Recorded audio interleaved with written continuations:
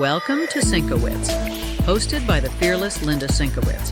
She's syncing you up with the latest in election integrity, from breaking headlines to critical updates you won't hear anywhere else. With Linda, it's facts first as she leads the fight for one vote for one legal voter. Stay informed, stay empowered. Let's jump in. Hi, and welcome to Sinkowitz. My name is Linda Sinkowitz. I am the founder and CEO of Fight Voter Fraud. This is our 28th episode on OBBM Network TV, and some of you can also follow us on YouTube and Rumble as well. So this week, I have a repeat guest, and it is Meck from Unauthorized. He's the executive director, and he is also one of Fight Voter Fraud's board of directors. So he'll be coming up very shortly. Our states that we're going to be covering this week are Iowa, Nevada, North Carolina, Pennsylvania, and Wisconsin. And we had just started our new segment on election and voting terms. Then we'll go to our trivia. And after that, we will have our national information. And then we'll go to our vote notes. So let's get right into it right now with Matt Meck. Welcome, Matt. Linda, how are you? Good morning. Great. Now, you are coming live from Nevada. Yes, ma'am. Okay, so I wanted you to tell us about what you and your organization, Unauthorized, have been doing since we last spoke. Well, since we last spoke, we've had an event at the Ahern 5 July event. Sadly, it was one of the last events that Boone Cutler was briefed us on. He and General Flynn, of course, wrote the series 5 GW books. A couple of events you had been with us on, usually Boone would start off in the beginning talking about 5GW and talking about the borders, CCP elections in terms of fifth generation warfare. So folks can maybe understand the battle for the mind that's going on with us. But we've been doing a lot of those things. So those forums and events, trying to schedule one in DC, but the government shut down. So it's a little difficult right now. But we're constantly making that fight, working with Mark Cook and others to teach folks the whole election ecosystem, right? From registration, validation, tabulation, reporting, and the importance of understanding and getting involved and pressing for in-person, one-day, paper ballots, hand-counted, precinct level voter ID. Which would definitely be a feat in Virginia, since Virginia has 45 days of early voting. They have an election season, really. So it would be nice to get it down to that one day. You know, from election day, they can continue to count votes. Once that's over with, they continue to count votes for 7 days after the polls close. Now, that's absolutely crazy. Now, does that also mean for Nevada that they can come in after the election?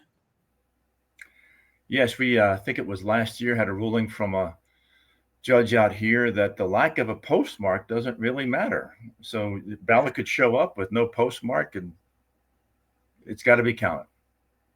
Yeah, it's absolutely insane. I mean, all 50 states have different ways of doing things. But Nevada has definitely come to the forefront for election irregularities. Would that be a nice way to say it? It would, and our acting U.S. attorney, Segal Chatta, she was just challenged by a judge out here, but she's going nowhere, in her own words. She had started a lot of investigations on fraudulent activities in the 2020 elections. And all I can say is that from a text that she had sent to a dear friend, I got more indictments to do. So there's a reckoning coming, and it's not as fast as a lot of us would like it to come, but there is a reckoning coming for these folks who have just completely distorted and destroyed our election system for their own political gains and power structure. Yeah, I mean, there is definitely a lot of that going on. And like you said, We'd like things to happen faster, but look what our commander-in-chief walked into. I mean, it's amazing in 9 months what we've accomplished, or he's accomplished across the country. But you're fighting the deep state, you're fighting the swamp. I mean, people you thought you could trust, we are now finding, well, most of us already knew you couldn't trust some of them, that it's just incredible on what's going on. No, Linda, you're right, and you're saying that he's fighting the good fight. You know, he wants Tina Peters out. He's fighting for her individually. He's fighting for elections in general. At the same time, he's trying to keep the world from blowing up, get the economy going. I mean, that man has a lot on his shoulders, and thank God he's in there. And I think he's able to handle it. But there's a lot being asked of one person. Oh, absolutely. And then when you look at the people who have been in government that are still working against him and against our country. I mean, we haven't cleaned out everybody that needs to be out of even the Department of Justice. There's a number of people that still need to take a hike. They're standing in the way, and they're not only standing in the way, they are working against our government right now. And, you know, and talking to some folks, one individual I was talking with you before the show, I had a call with him a couple nights ago, and you're having people in various departments, justice included, that the president has put out his orders, some executive orders, some just his directives, and they are choosing which ones they want to go enforce and exercise on, and those they're just not doing. Yeah, and I mean, it's very, very difficult. Well, maybe during this shutdown time, we'll be able to, or he'll be able to weed a number of them out. That would be most helpful. I hope so. My thought, and I think many of us have it, is, you know, if the government shuts down and you are not there because you're non-essential, maybe you're non-essential, period. Right, for a reason. Now, I know there's a lot that you can't say because of everything that you're working on. One of the things I want to mention is, you know, thank you for your service. I guess you retired as a lieutenant colonel? Yes, ma'am, in the U.S. Marine Corps, and ready to go back in if they need me. Well, you're fighting the fight continually with everything that you're working on and all the people that you're dealing with. I mean, I know you come back and forth across the country from Nevada to the East Coast and working on things.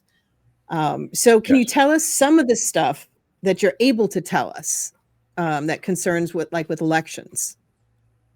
You know, with elections, what we have done certainly is it's a 17-page document. This was after that first meeting that we all had at that home in Great Falls, Virginia, back in January. And from that, we wrote up a proposed draft EO that was the follow-on to the one that Trump put out, highlighting best ideas from the field, from secretaries of state, from election judges, from constitutional attorneys, Garland Favorito and voter GA and others, folks in Hawaii, the great Ralph Kushney, who's on the election board out there, who's doing great things in Hawaii to get transparency. Again, another jarhead, former Marine. So we did that. And then of late, we passed up a document.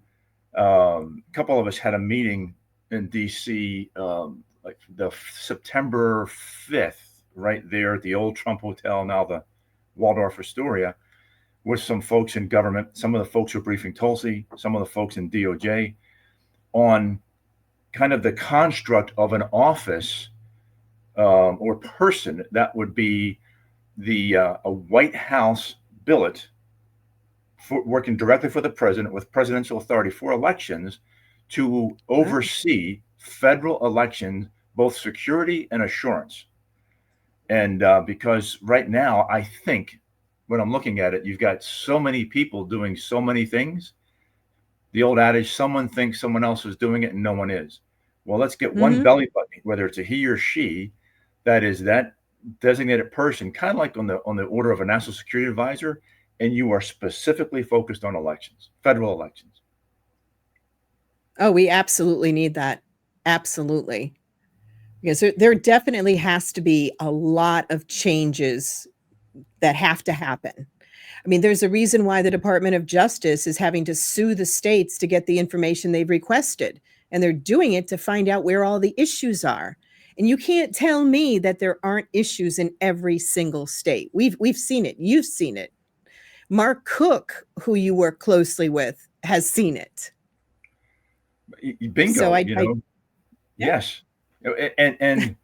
And the folks, if I could say it this way, the folks that I know you're working with, some of the same folks that we meet with in DC, they see it. They're eager for action, but it's not a good combination, and they get a lot of responsibility, but they're not given the requisite authority. So they're like a racehorse in the gate. They're ready to go, but they don't have the budget or the manpower to do what they need to do.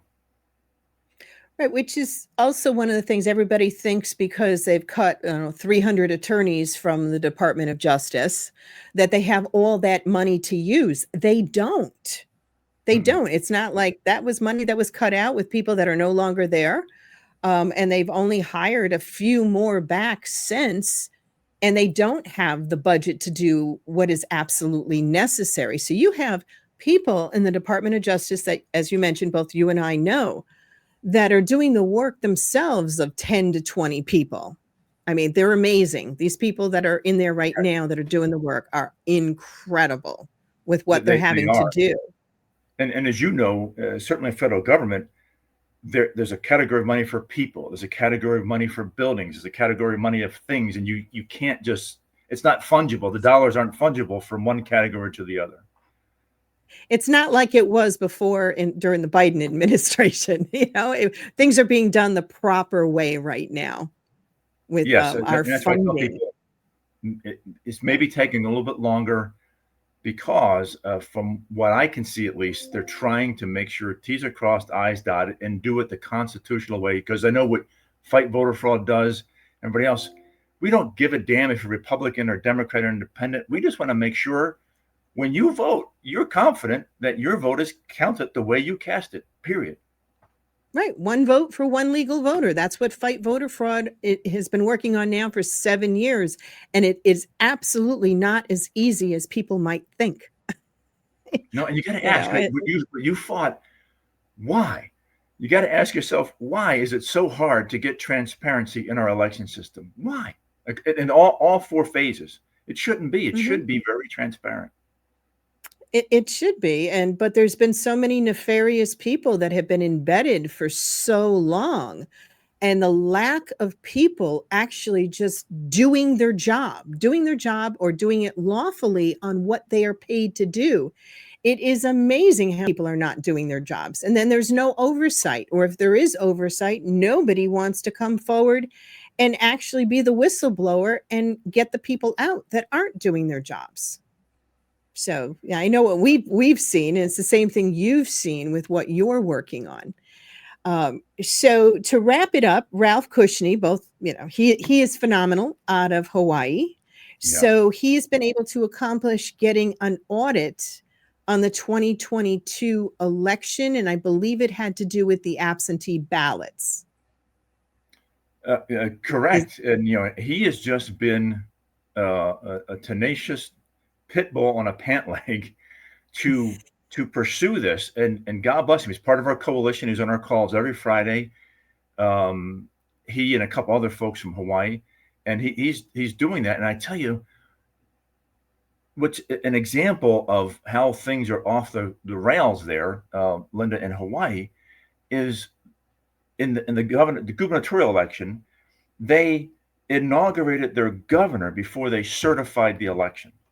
How does that happen? And when Ralph and others brought that up and actually sued, the Supreme Court out there said, well, what does it matter now? He's already the governor. Oh, I know. It's crazy. Even the Supreme Courts in some of the states are just out of their minds. And we know that for here in Connecticut with what we have done. In the Marine Corps, common sense is an uncommon trait. It used to be, And sometimes you think it is. It's like, this is common sense stuff. And if that's your attitude about an election and a certification that you're going to inaugurate a governor before it's certified, I think that tells you everything you need to know what some people in power think about elections are just window dressing. Right. They'll do whatever they want. Well, not anymore.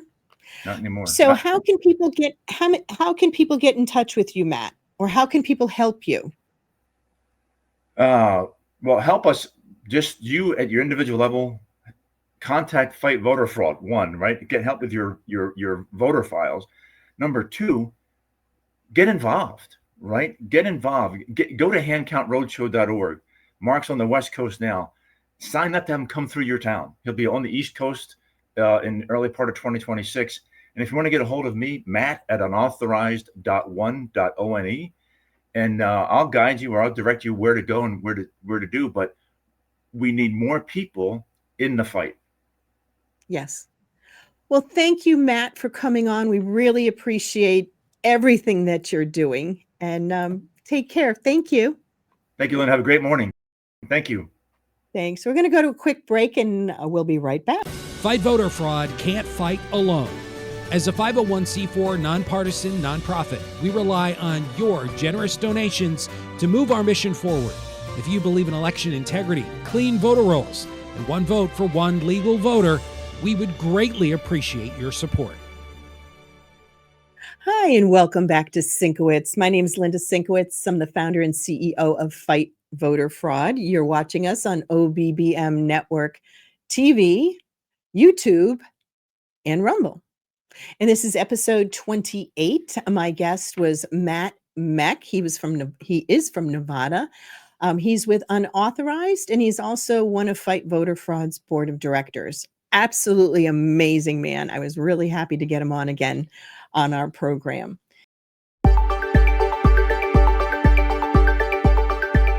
So now let's get right to our first state. And our first state this week is Iowa. And this is from Southeast Iowa on September 30th. Voter registration must be mailed by October 20th. So Melissa Inglier from Powesheet County Auditor and Commissioner of Elections says residents wishing to vote in the November 4th city and school election must send in their voter registration forms no later than October 20th. They must be postmarked by October 20th to be considered for the election, even if they are received in the auditor's office after the close of registration. It still needs to be postmarked by the 20th. Those delivering in person must be in before 5 p.m. on the 10th in the auditor's office. Any address or name changes must also be done by the close of business on the 20th of October. We have a theme going here. The 20th of October, the 20th of October. So remember that for you Iowans. Okay, anyone wishing to vote absentee before Election Day may also do so by stopping by the auditor's office by October 15th. And that's Monday through Friday, 8 a.m. to 4 p.m. And proof of identity and residency is also required at their polls. Yay. Now we're going to go on to Nevada, USA Today, September 30th. So Nevada's acting U.S. attorney urged voter fraud probe to help Republicans, the documents say. So we already know which way we're leaning on this one. And you also know by the headline how this article is. Like I said, I try to use both sides. So wow, this is another one that we're going to have to condense down because of all the rhetoric. And I think I've done it into a couple of bullet points. First, in late July, acting U.S. Attorney Signal Chadha told the Department of Justice officials that she met with federal agents and handed them a thumb drive containing data compiled by Nevada's Republican Party about people living in the U.S. illegally who voted in 2020 election and members of the Indian tribes that were also paid for ballots. So she handed over evidence. The left is making all kinds of statements saying she can't do that and needs to recuse herself from investigations and any legal efforts.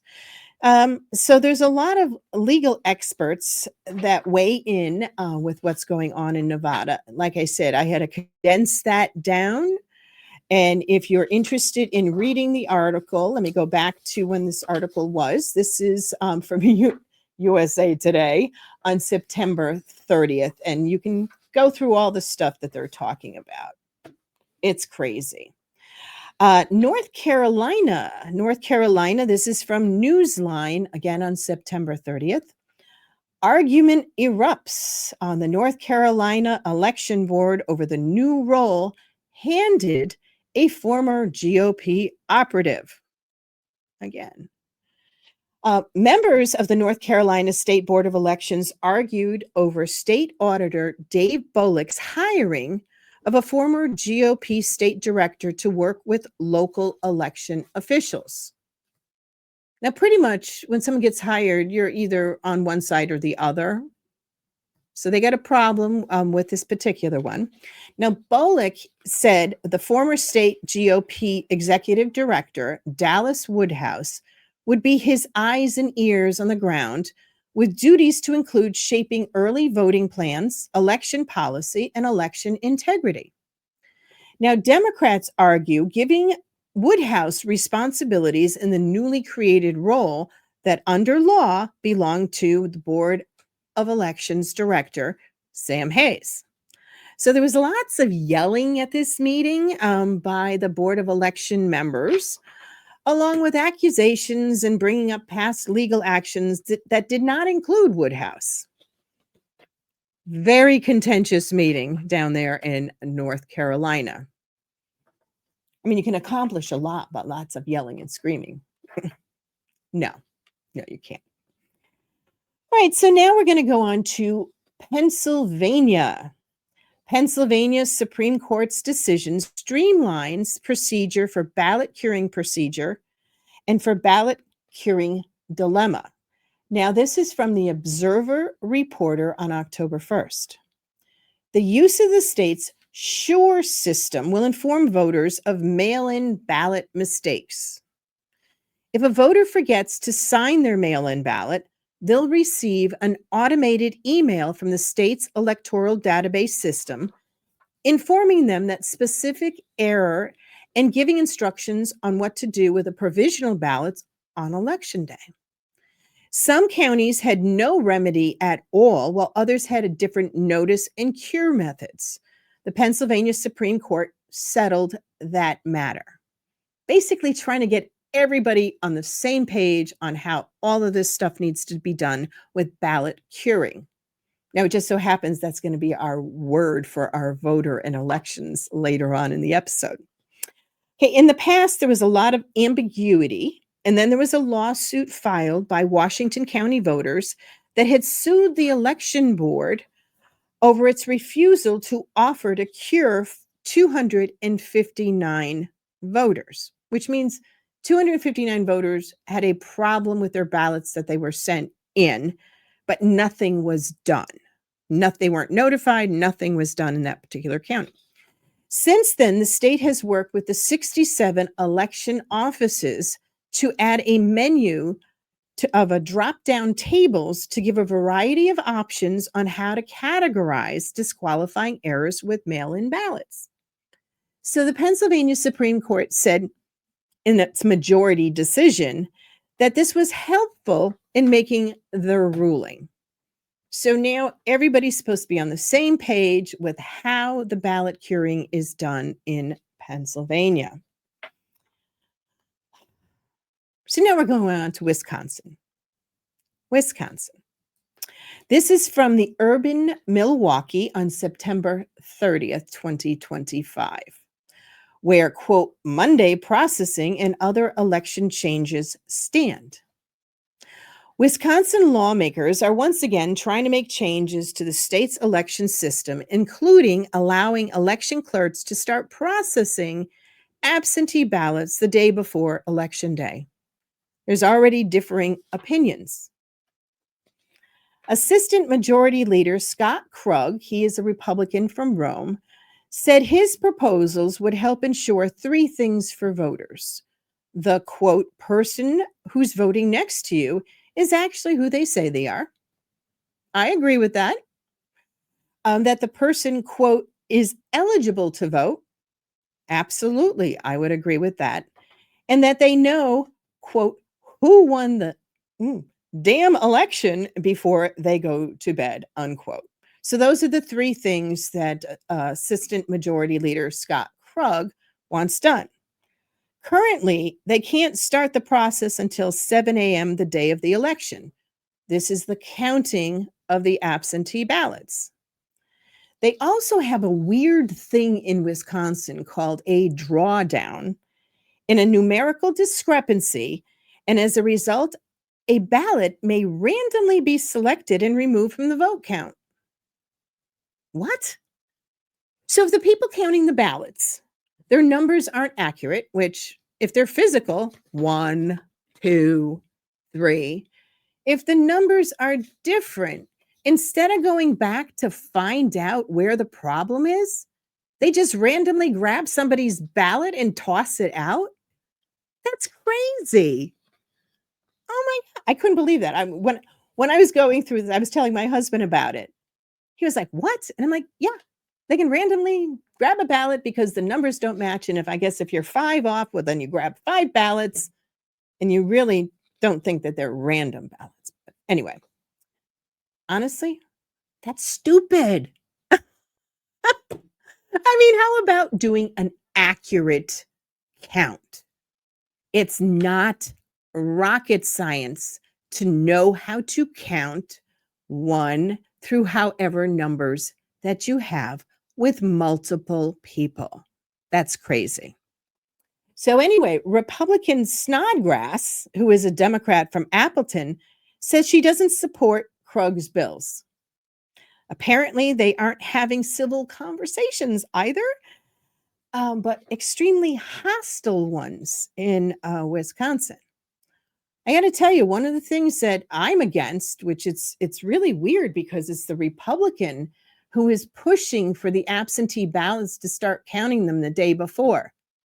No, no, no.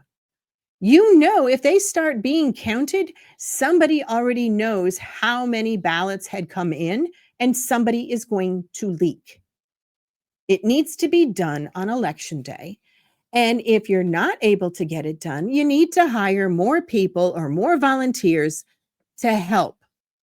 Do not do what they did during the China virus shutdown in 2020, where they started counting them here in Connecticut on Friday before the election. Unbelievable. Just absolutely unbelievable. So Wisconsin, as always, has issues. And of course, they're not exactly being very civil with talking about their election stuff right now.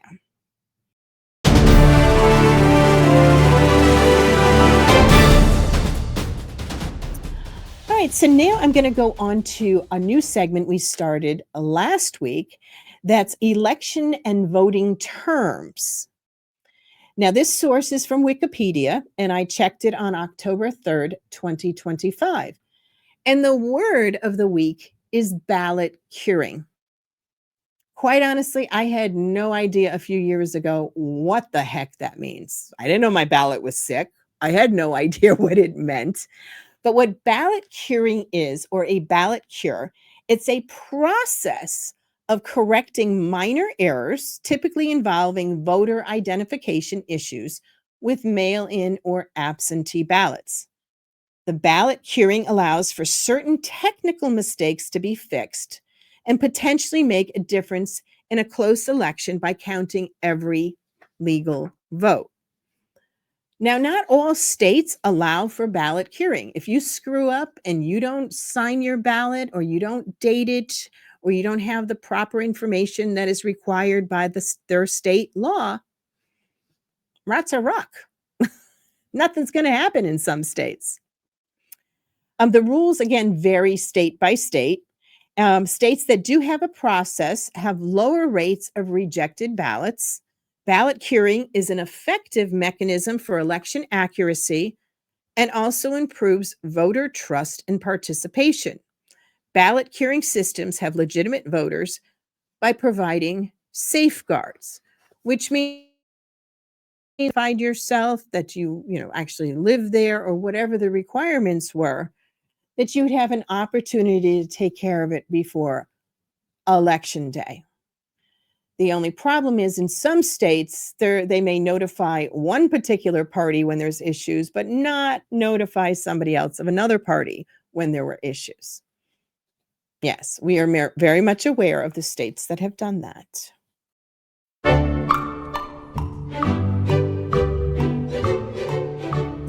So now we are going to go to our trivia question. Our trivia question of the week is, in 1997, David Wolf became the first American to vote from where? A Texas state law enabled him to do so. So think about it. We're going to go to a quick break, and we'll be right back. Fight Voter Fraud doesn't just advocate. We do the work. We dug into the data, and we're giving it to you for free. Just log on to fightvoterfraud.org to request what we've uncovered about double-registered double voters in your neighborhood. Hi, and welcome back to Sinkowitz. My name is Linda Sinkowitz, the founder and CEO of Fight Voter Fraud. You're watching us on OBBM Network TV, YouTube, and or Rumble. This is our 28th episode, and we are going to have the answer to our trivia question. Now, once again, the question is, in 1997, David Wolf became the first American to vote from where? A Texas law enabled him to do so. And the answer is from space. I think that's pretty cool.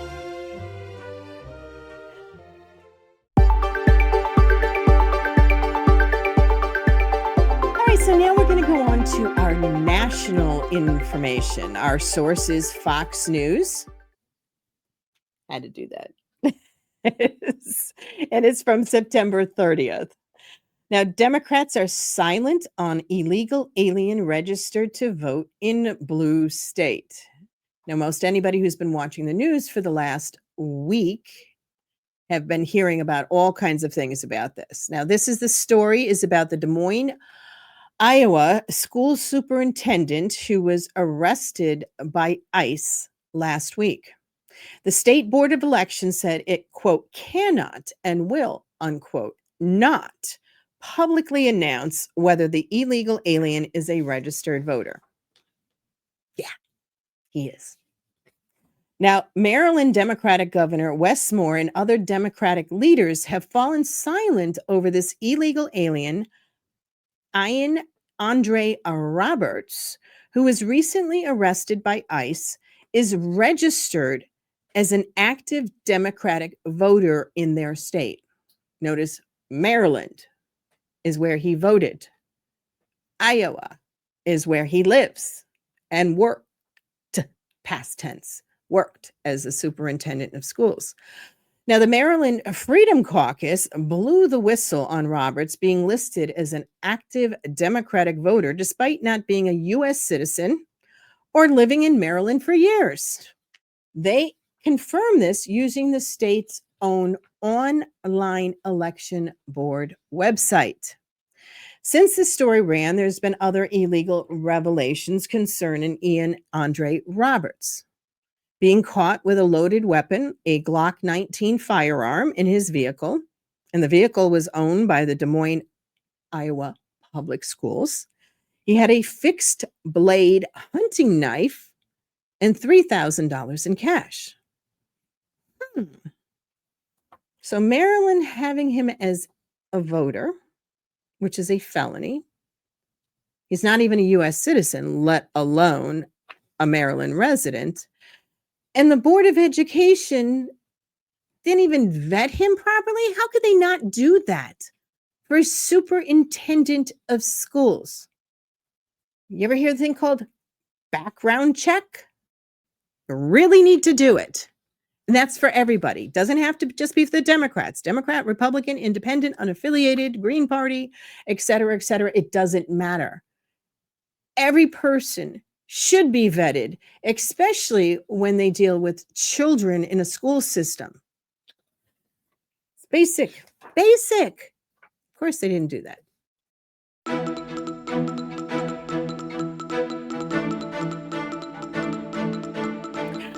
So now we're going to go on to our vote notes. Now, our vote notes is our segment that means there's a lot more to this story that you're definitely going to want to read.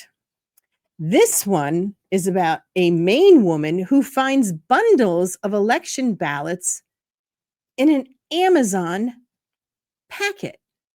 Now, this was on Robinson Report Substack that I was sent the other day. So she received 250 authentic state of Maine election ballots that were printed in advance of the November 4th election.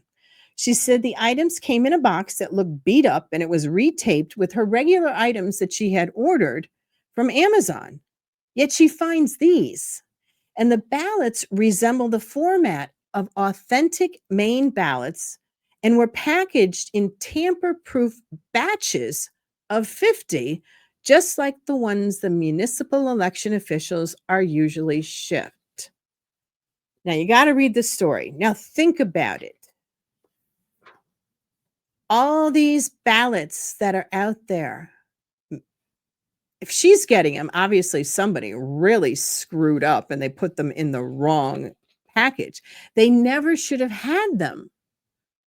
So they really got to look into that. I mean, my suggestion was you need to reprint with something special on there on the Maine ballots to make sure that only the Maine ballots are being utilized, that are the proper ones, and not these other ones that are out there floating around. You may not think it's a big deal, but this is a huge deal.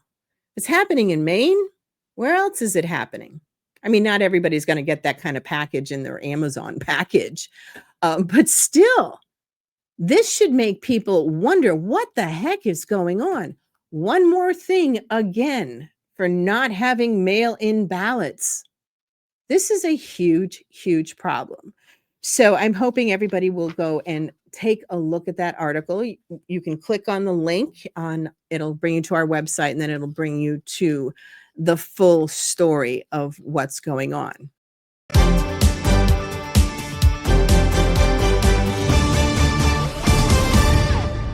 But it's not surprising. I mean, Maine is one of the 9 states that just got sued by the Department of Justice because they're not complying with federal law to send them the information on the voters that were requested. And yes, the federal government does have the authority to ask for the information from the states. Contrary to what some people think, that it's the election and the voter rolls are only the property of the state. No. You need to go and read the federal laws. All we want to do is clean the voter rolls. And since the states themselves are not doing it, they're election officials in charge of removing people who should be removed if they haven't voted in 2 consecutive federal elections, etc. Or more importantly, the deceased voters. They're not being removed from voter rolls, and dead people are voting. We've seen it. We've proved it. So we really need to get a system compiled where we have clean voter rolls. We want to make sure that your vote counts. Yet there's so many people out there that don't want that to happen. And one of most of the states that are defying federal law, they end up being the Democratic states, or the ones with Democratic Secretary of States. And I mean, granted, there's a few Republican ones that are pushing back, but the majority of them are the blue states. You got to ask yourself, why? Why do you not want one vote for one legal voter? That's it. But I'm telling you, these voter rolls need to be cleaned. Is it a big task? Absolutely. But you also need to be cooperating with the federal government to help you clean your voter rolls, find out where are the issues. What's going on within the states themselves?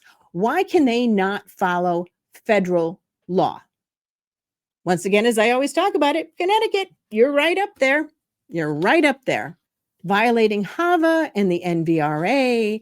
And of course, our Secretary of State will say, no, everything's fine. No, it's not.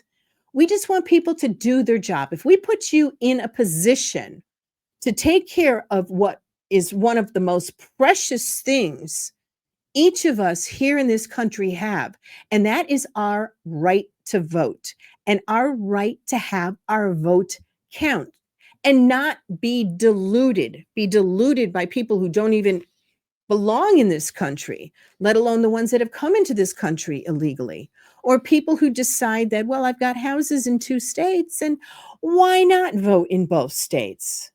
And I'm telling you, it is being done. I mean, we've seen it time and time and time again. You're not really hearing about all of this out there. Our organization is quietly working on this and proving this and sending it to the proper legal authorities to take care of it. Not just here in Connecticut, but we are working in all 50 states. So, again, urge your Secretary of State to comply with the federal government. Now, I know 9 states have already received 2 letters before they got sued. The other states, if you're not complying, I'm telling you, it's coming. The federal funding is going to be taken away if you are not going to comply with federal law. But again, that's just my opinion. Not that I have many opinions. Well, a few. So I want to thank everyone for watching our program, Sinkowitz. I want to thank, again, Matt Meck for being our guest this week. And please go to OBBM Network TV, share, join it, share, sign up, go to YouTube, go to Rumble. Let everybody know what's going on. And if you have any ideas, please, as many of you have been sending through info@fightvoterfraud.org. We actually do look at all the emails that come in. And thank you to everybody who is giving us some ideas, and even the ones that don't like what I'm doing. Oh well, we're just trying to keep you informed. And if you have a story you want us to get out there, again, let us know through info@fightvoterfraud.org. You can go to our website, again, fightvoterfraud.org. And if you like our segments, please donate to our nonprofit. That'll help us continue on with a lot of information that we want people to know about. And I got to tell you, we are just ramping up with what's going to be coming in the near future. So thank you again. All we want to do is educate people on election integrity. That's what we're doing here. Thank you, and we'll see you next week.